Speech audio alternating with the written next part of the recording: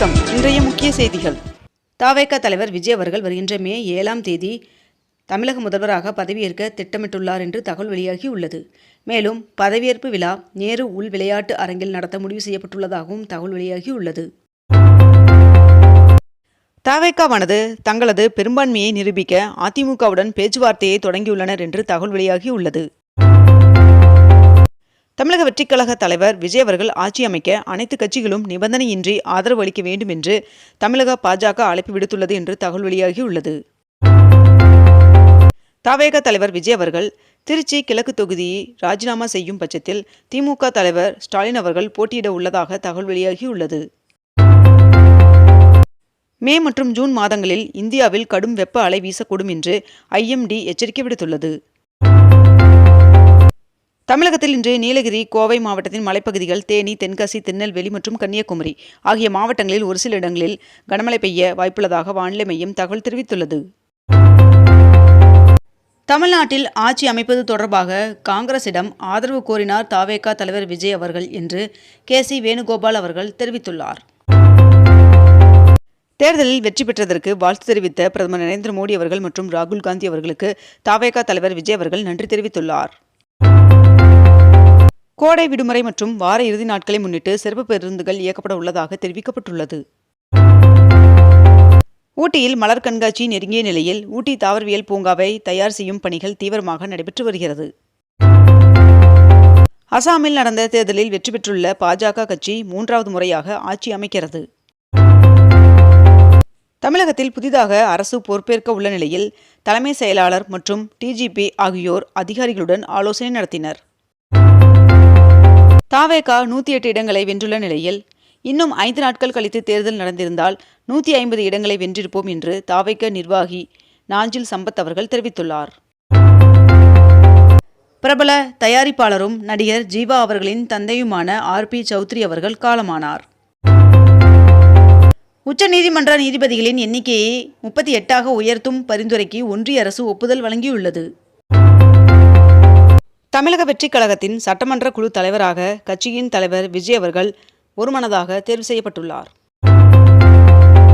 தேர்தலில் வெற்றி பெற்ற அனைவரும் சென்னைக்கு வர வேண்டும் என்று அதிமுக கட்சியின் பொதுச் செயலாளர் எடப்பாடி பழனிசாமி அவர்கள் அழைப்பு விடுத்துள்ளார். மதச்சார்பற்ற வெற்றி கூட்டணி சார்பாக போட்டியிட்டு வெற்றி பெற்ற அனைத்து வேட்பாளர்களுக்கும் தேசிய முற்போக்கு திராவிட கழகத்தின் சார்பாக மனமார்ந்த வாழ்த்துக்களை தெரிவித்துக் கொள்கிறேன் என்று பிரேமலதா விஜயகாந்த் அவர்கள் தெரிவித்துள்ளார். தம்பி விஜய் அவர்களின் தலைமையிலான தமிழக வெற்றிக் கழகத்தின் புதிய அரசிற்கு என்னுடைய மனமார்ந்த வாழ்த்துக்கள் என்று சீமான் அவர்கள் தெரிவித்துள்ளார். மேற்கு வங்க மாநில சட்டமன்ற தேர்தலில் பாஜக 207 இடங்களை வென்றுள்ளது. இந்நிலையில் மேற்கு வங்க முதல்வர் தேர்வுக்கான மத்திய பார்வையாளராக மத்திய உள்துறை அமைச்சர் அமித்ஷா அவர்கள் நியமிக்கப்பட்டுள்ளார். அசாம் முதல்வரை தேர்வு செய்யும் பாஜகவின் பார்வையாளராக JP நட்டா அவர்கள் நியமனம் செய்யப்பட்டுள்ளார். 108 தொகுதிகளில் வெற்றி பெற்று தனிப்பெரும் கட்சியாக உருவெடுத்துள்ள தமிழக வெற்றிக் கழகத்தின் தலைவர் விஜய் அவர்கள் ஆட்சி அமைக்க அழைப்பு விடுக்குமாறு ஆளுநருக்கு கடிதம் எழுதினார். தேர்தலில் திமுக தோல்வியடைந்த நிலையில் முதலமைச்சர் பதவியை MK ஸ்டாலின் அவர்கள் ராஜினாமா செய்தார். எரிசக்தி விநியோகத்தில் ஏற்பட்டுள்ள உலகளாவிய இடையூறுகளுக்கு மத்தியில் கடந்த ஏப்ரல் மாதத்தில் இந்தியாவில் LPG தேவை 16% சரிந்துள்ளதாக தகவல் வெளியாகியுள்ளது. 22 கேரட் ஆபண தங்கத்தின் விலை சவரனுக்கு 1440 ரூபாய் விலை குறைந்து 1 சவரன் 1,10,560 ரூபாயாகவும் 1 கிராம் 13,820 ரூபாய்க்கும் விற்பனை செய்யப்பட்டு வருகிறது. இதனைத் தொடர்ந்து 1 கிராம் வெள்ளியின் விலை கிராமிற்கு 5 ரூபாய் விலை குறைந்து 1 கிராம் வெள்ளி 265 ரூபாய்க்கு விற்பனை செய்யப்பட்டு வருகிறது. தவேக தலைவர் விஜய் அவர்களுக்கு ஆந்திர முன்னாள் முதலமைச்சரும் OSR காங்கிரஸ் கட்சியின் தலைவருமான ஜெகன்மோகன் ரெட்டி அவர்கள் தனது வாழ்த்துக்களை தெரிவித்துள்ளார். தமிழக சட்டமன்ற தேர்தலில் தவேக வெற்றி பெற்றுள்ள நிலையில் அக்கட்சியின் தலைவரும் முதலமைச்சர் வேட்பாளருமான விஜய் அவர்கள் தான் போட்டியிட்ட பெரம்பூர் மற்றும் திருச்சி கிழக்கு ஆகிய 2 தொகுதிகளிலும் வெற்றி பெற்றுள்ளார். தவேக வெற்றியை கரூரில் உயிரிழந்த தங்கள் குடும்பத்தின் 41 பேருக்கு சமர்ப்பிப்பதாக அக்கட்சியின் மாநில துணை பொதுச் செயலாளர் ஆதவ் அர்ஜுனா அவர்கள் தெரிவித்துள்ளார். தமிழகத்திலேயே அதிகபட்சமாக மாதாவரம் தொகுதி தவேக வேட்பாளர் விஜய் பிரபு அவர்கள் 94,985 வாக்குகள் வித்தியாசத்தில் வெற்றி பெற்றுள்ளார். கேரளத்தில் காங்கிரஸ் கூட்டணி ஆட்சியை பிடித்ததை அடுத்து முதலமைச்சர் பதவியை பினராயி விஜயன் அவர்கள் ராஜினாமா செய்தார். இதுவரை மக்களுக்காக சிறப்பான ஆளும் கட்சியாக செயல்பட்ட திமுக இனி சிறப்பான எதிர்க்கட்சியாக செயல்படும் என்று திமுக தலைவரான மு.க. ஸ்டாலின் அவர்கள் தெரிவித்துள்ளார். தவேக 34.9% வாக்குகளுடன் வெற்றி பெற்றுள்ளது. தவேக தலைவர் விஜய் அவர்களுக்கு தென்னிந்திய திரைத்துறையினரான சூர்யா, சிம்பு, மகேஷ் பாபு உள்ளிட்டோர் வாழ்த்து தெரிவித்துள்ளனர். மன்னராட்சி முடிவுக்கு வந்த நாள் இன்று என்று தவேக வெற்றி குறித்து ஆதவ் அர்ஜுனா அவர்கள் தெரிவித்துள்ளார். மக்களால் முதல்வராக தேர்ந்தெடுக்கப்பட்ட முதல்வருக்கு வாழ்த்துக்கள் என்று உதயநிதி ஸ்டாலின் அவர்கள் தெரிவித்துள்ளார். மேற்கு வங்கத்தில் பாஜக வெற்றி பெற்றுள்ளது. மேலும் கேரளாவில் காங்கிரஸ் கூட்டணி வெற்றி பெற்றுள்ளது. புதுச்சேரி தட்டாஞ்சாவடி தொகுதியில் புதுச்சேரி முதல்வர் ரங்கசாமி அவர்கள் 4441 வாக்கு வித்தியாசத்தில் வெற்றி பெற்றுள்ளார்.